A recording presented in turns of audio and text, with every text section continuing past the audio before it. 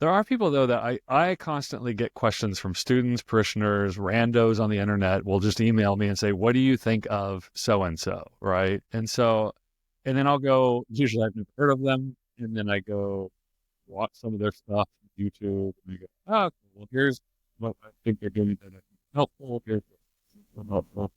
And to meet one of those people recently, just in the last year or so, I've got more and more former students send me stuff on Dan McClellan, who's on YouTube.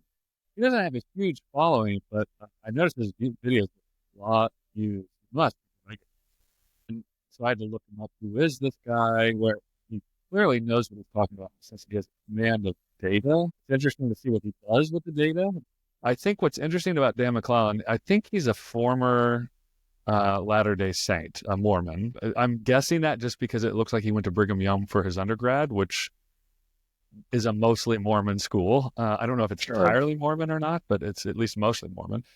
And so I don't know if he's left that tradition or if he still sees himself as operating within that tradition, but he likes to make a lot of videos that I think they're not explainers. They're, like, did God approve of slavery? I saw one of these and he says, no, God absolutely slavery and chattel slavery, not just any kind of slavery, and he kind of goes in his reasons why he thinks this. I think, and I listen to his reasons and I go, okay, yeah. I mean, one of the things he cites that I think is dead on is that God never frees Israel from slavery in the Exodus. He brings them out of the cruel, oppressive slavery of Egypt into slavery to God himself, right? They're characterized as his slaves. Jesus calls himself a slave, right? Paul calls himself a slave. So the abolishment of slavery is never the goal in the Bible, but he thinks there's actually something more nefarious going on there. But again, it's not what he says that's a distraction for me or potentially problematic. It's the way he says it. And we have a very interesting article on AI that actually has to do with this. So the CHT, we commissioned an article, and we had a New Testament scholar write on AI, and their point was they asked AI a bunch of questions like about the meaning, interpret the Sermon on the Mount for me, and AI gave an answer, and the scholar who's a New Testament scholar said, well, it seems that you've left out so-and-so's research, and you don't seem to be taking into account this description that's going on within there. And then AI immediately backs off and says, oh yeah, you're right, here's my new answer, right? And I don't know if you've ever done this with AI before, but it's the most cowardly, it's the most confident without any footnotes, and then immediately cowardly when you confront it with what it's missed, right? So, or at least ChatGPT and Google's are that way.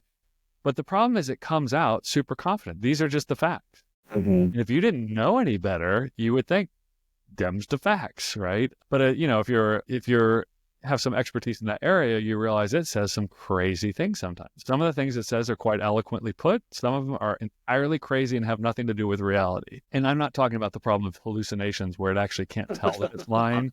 That's also built in there as well. So someone, and I'm going to say like Dan McClellan, because I think there are other people that fit in this vein as well. The way they speak is they'll just say like, this is wrong. This is absolutely wrong. This is entirely wrong. So they use all this very like modernist, early 20th century kind of epistemology in the way they talk and think about topics. This is right, this is wrong, black and white. I don't think they're narrow-minded, but the way they talk is in this very fundamentalist, early 20th century epistemological scheme. And it's not, hey, here's what I think, here's how I would put that. It's like, this is the case. Scholars say. And I think that's just not a helpful way to approach any of these topics. I think you could say all the same things in a different way. Like, hey, here's how I would frame that issue. Here's how I would here's the points in scripture I would want to tie together when we're talking about slavery and whether or not. So I find that to be very problematic because it kind of titillates the worst impulses in people to just cancel, slam, shut down.